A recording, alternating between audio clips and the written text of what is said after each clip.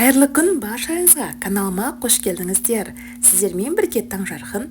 Бүгін барлық жанның жүрегін жаулайтын, өте дәмді болып шығатын шоколадты Орео пирогының жасалу жолымен бөлістім. Видеоны соңына дейін қараңыздар, бірге әзірлейік. Пирогымыз өте дәмді болып шығады. Ең алдымен пирогымыздың тестасына қажетті заттарымызды дайындап алдым. Тестамызды әзірлейміз. Ыдысымызды алып, ыдысымызға үй температурасына тұрған сары майымызды саламыз. Сары майымыздың үстінен сахарный пудрамызды қосып, бір келкі араласқанша жақсылап миксерлеп аламыз.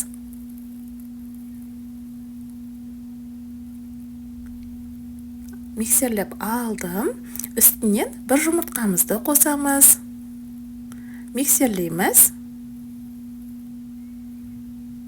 Жақсылап араластырып, миксерлеп алдым. Миксерімізді бөлек қойып, құрғақ заттарымызды салып, қамырымызды илеп аламыз. Кукурузный крахмалымызды қосамыз. Үстінен разрыхитель қопсытқышымызды қосамыз. Какаомызды қосамыз. Еректен өткізіп дайындап алған ұнымызды қосып, араластыра отыра қамырымызды илеп аламыз. Қамырымыз өте жұмсақ болады. Пирогымыздың құрамына не қосқаным, қанша граммнан қосқаным барлығын төменге описание бөліміне жазып қалдырамын. Менің YouTube каналыма тіркелмеген болсаңыздар, YouTube каналыма тіркеліп қойыңыздар. YouTube каналымда көптеген рецепттер бар. Алдағы уақытта керемет рецепттер болады. Осылай қамырымыздың басын біріктіріп, илеп алдым. Қамырымызды демалдырудың қажеті жоқ. Тоңазытқышқа салып, бірден жұмыс жасай беруге болады. Мен бірақ қамырымның бір бөлігін алып, морозильникке қатырып қойдым. Қазір пирогымыздың бетіне теркамыздан өткізіп қосамыз. Осылай бір бөлігін бөліп алып, морозильникке қойып қойдым. Қалған бөлік қамырымызды тоңазытқышқа жарты сағатқа қоя тұрдым. Жарты сағат өткесін формамызды алып, пирогымызды пісіретін формамыздың шет-шетін жақсылап майлап алдым. Астына пергамент қағазын төседім. Жарты сағаттан кейін қамырымызды алып, формамыздың барлық жеріне шет-шетіне бортик шығара отыра жайып алдым. Осылай бір келкі ғып тестамызды формамызға жайып алдым. Тестамыз дайын. Енді салмамызға қажетті заттарымызды дайындап алдым. Салмамыз бір келкі әдемі болғанын қалап, блендерлеп алдым. Сүзбемізді ыдысымызға салып, сүзбеміздің үстінен шекерімізді салдым. Шекеріміздің үстінен жұмыртқамызды қостым. Үстінен қаймағымызды қосып, жақсылап блендерлеп аламыз. Салмамыз сонда бір келкі әдемі болып шығады. Осылай блендерлеп алдым. Салмамыз дайын, бір келкі әдемі болып шыққан. Енді Орео печеньемізді алып, блендерлеп алсаңыздар болады.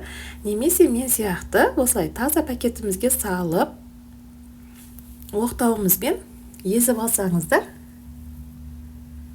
бір келкі әдемі болып езіліп шығады.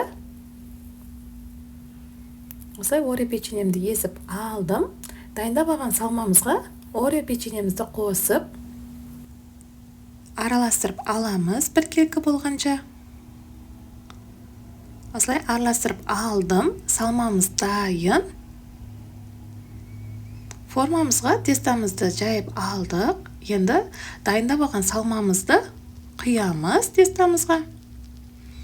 Осылай тестамыздың үстінен салмамызды құйып, барлық шетте тегістеп, осылай тегістеп алдым. Енді морозильникке қатырылған жарты қамырымызды алып, теркамыздың үлкен көзінен өткізіп аламыз.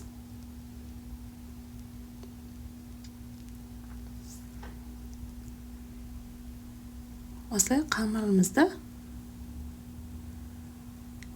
теркамыздың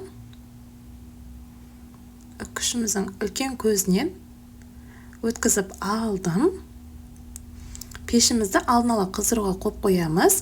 Қызып тұрған пешімізде 180 градуста 35-40 минутта пісіп шығады. Осылай пирогымыз өте әдемі болып пісіп шықты. Осылай ұсынсаңыздар да болады, немесе сәндесеңіздер де болады. Мен қаймағымызды осылай шетіне сәл ғана жағып, үстіне орео печеньемізді қойып шықтым. Сәндеу жағы өз қалауларыңызда. Осымен кереметтей шоколадты орео пирогымыз дайын. Ортасын сіздерге бөліп те көрсетіп жатырмын. Өте дәмді болып шығады. Сіздер де міндетті түрде жасап көріңіздер. Барлық жанның көңілінен шығады. Егер сұрақтарыңыз болып жатса, комментарийға жазып қалдырыңыздар. Міндетті түрде жауап беремін. Қош, сау болыңыздар. Каналыма тіркелуді ұмытпаңыздар. Қолдай кетіңіздер.